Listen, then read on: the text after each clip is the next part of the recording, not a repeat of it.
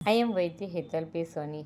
આજે આપણે આયુર્વેદિકના એવા ઘણા તત્વો વિશે ડિસ્કસ કરીશું કે જે because of lack of knowledge આપણે રેગ્યુલરલી એપ્લાય કરતા હોય છે અને એના નુકસાન પણ ભોગવતા હોય છે. જેમ કે હરડે. હરડે તો માં કહેવાય એમ સમજી અને નાના મોટા દરેક હરડે ખાતા હોય છે, પણ શાસ્ત્રમાં લખેલું છે કે સગર્ભા સ્ત્રીએ હરડેનું સેવન ના કરવું. તે જ પ્રમાણે નાના બાળકોને પણ નિત્ય હરડેનું સેવન ના કરાવવું જોઈએ.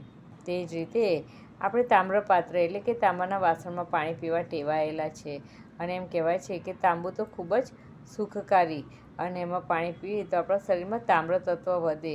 પણ તેમાં પણ સજેસ્ટ કરેલું છે કે નાના બાળકોને તાંબાના પાત્રમાં રહેલું પાણી અને સગર્ભા સ્ત્રીને પણ તામ્રપાત્રમાં રહેલું પાણી ના પીવડાવવું, કારણ કે તાંબાનો ગુણ લેખન કર્મ કરવાનો છે. જ્યારે નાના બાળકો અને સગર્ભા સ્ત્રીની અંદર બાળકનો વિકાસ થઈ રહ્યો છે, તે બંનેને વિકાસ કરવાનો છે, તો એ વખતે એ લોકોને મધુર અને શીત દ્રવ્યોની જરૂર છે, પણ લેખન દ્રવ્યોની જરૂર નથી. આથી એ લોકોને તાંબાના પાત્રમાં રહેલું પાણી ના પીવડાવવું. એડોસન્સ ફેઝવાળા વ્યક્તિઓ અને યંગર્સ અને 40-45 વર્ષના વ્યક્તિઓ પણ તાંબાના પાત્રમાં રહેલું પાણી પી શકે છે, પણ મેં અગાઉ કીધું તે પ્રમાણે નાના બાળકો અને સગર્ભા સ્ત્રીઓએ તાંબાના પાત્રમાં રહેલું પાણી ના જ પીવું. તે જ પ્રમાણે જે લોકોને સફેદ કોડ હોય એને બને ત્યાં સુધી ડુંગળીનો ત્યાગ કરો. કેમ ત્યાગ કરો? કારણ કે ડુંગળીમાં સલ્ફર હોય છે અને સલ્ફર એ સ્કિન ડિસ્કલરેશનમાં મહત્ત્વનો ભાગ ભજવે છે અને બીજું કે મેલેનિનનું પ્રમાણ પણ ઘટાડે છે. તો આથી એ લોકોને તાંબાના પાત્રમાં રહેલું પાણી પીવું, કારણ કે તાંબાનો લેખન કર્મ કરવાનો ગુણ છે અને રક્ત શુદ્ધિ પણ કરશે.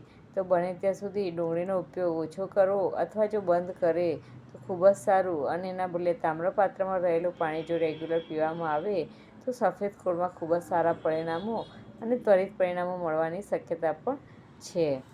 તો આવા જ આપણે અનેક તત્વો વિશે જાણીશું કે જે તમે રેગ્યુલર લાઈફમાં એપ્લાય કરતા હોય છે.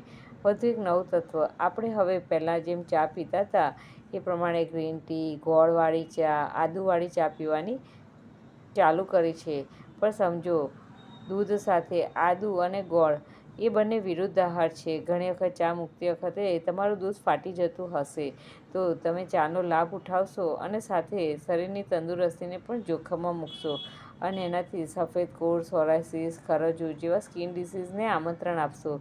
તો બને ત્યાં સુધી ચા જ્યારે બનાવો ત્યારે આદુના બદલે સૂંઠ પાવડર અથવા ચાનો ગરમ મસાલો યુઝ કરો અને ગોળ કે ખાંડના બદલે સાકર યુઝ કરો. આ રીતે જો તમે ચા બનાવશો તો એટલીસ્ટ નુકસાન તો થવાનું છે, પણ બને એટલું નુકસાન નિવારી શકાય છે. તો ચા સાથે ગોળ અને આદુ મિક્સ ના કરતા. Thanks for watching.